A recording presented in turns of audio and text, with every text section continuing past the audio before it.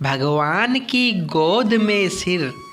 एक लड़की ने एक संत जी को बताया कि मेरे पिता बहुत बीमार है और अपने पलंग से उठ भी नहीं सकते, क्या आप उनसे मिलने हमारे घर पे आ सकते हैं? संत जी ने कहा, हाँ बेटी, मैं ज़रूर जाऊंगा। संत जब उनसे मिलने उसके घर पर गए तो देखा कि एक बूढ़ा और बीमार आदमी पलंग पर दो तकियों पर सिर रख कर लेटा हुआ है, लेकिन एक खाली कुर्सी उसके पलंग के सामने पड़ी थी। संत जी ने उस बूढ़े और बीमार आदमी से पूछा कि मुझे लगता है कि शायद आप मेरे ही आने की उम्मीद कर रहे थे। उस वृद्ध आदमी ने कहा, जी नहीं, आप कौन हैं? संत जी ने अपना परिचय दिया और फिर कहा, मुझे ये खाली कुर्सी देखकर लगा कि आपको मेरे आने का आभास हो गया है।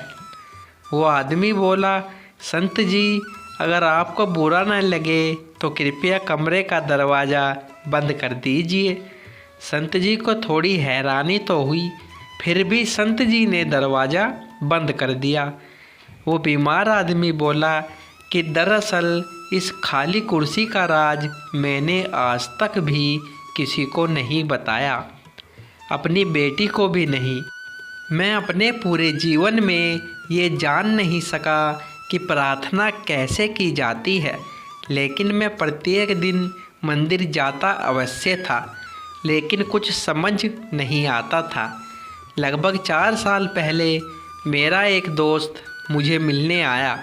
उसने मुझे बताया कि हर प्रार्थना भगवान से सीधे ही हो सकती है। उसी ने मुझे सलाह दी कि एक खाली कुर्सी अपने सामने रखो और ये विश्वास करो कि भगवान खुद इस कुर्सी पर तुम्हारे सामने बैठे हैं। फिर भगवान से ठीक वैसे ही बातें करना शुरू करो जैसे कि अभी तुम मुझसे कर रहे हो। वो हमारी हर फरियाद सुनता है। और जब मैंने ऐसा ही करके देखा, मुझे बहुत अच्छा लगा। फिर तो मैं प्रत्येक दिन 2-2 घंटे तक ऐसे ही भगवान से बातें करने लगा। लेकिन मैं इस बात का विशेष ध्यान रखता था कि मेरी बेटी कभी मुझे ऐसा करते न देख ले। अगर वो देख लेती तो उसे लगता कि मैं पागल हो गया हूँ। ये सुनकर संत जी की आंखों में प्रेम और भाव से आंसू बहने लगे।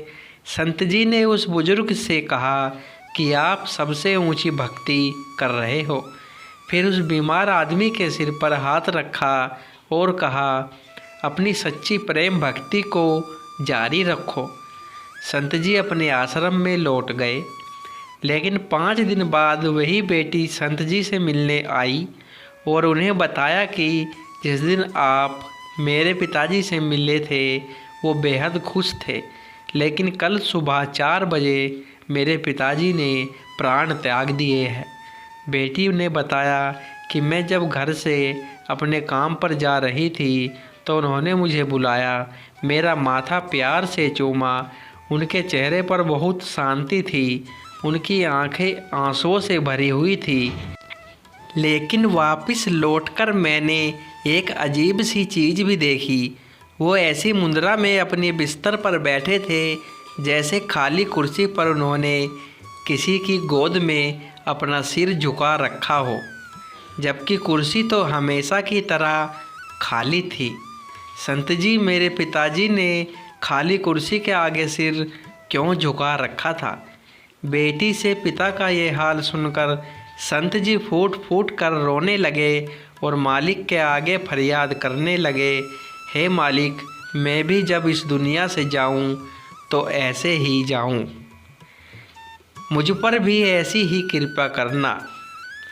यदि हम भी इसी तरह अपने इष्ट देव की गोद में बैठकर यहाँ से जाना चाहते हैं तो प्रत्येक पल आप अपने इष्ट देव की उपस्थिति को हर जगह महसूस करेंगे। एक दिन हमारी अवस्था भी अवश्य बदलेगी। दोस्तों, वीडियो अच्छी लगी हो तो वीडियो लाइक करें और चैनल को सब्सक्राइब भी करें। नमस्कार दोस्तों।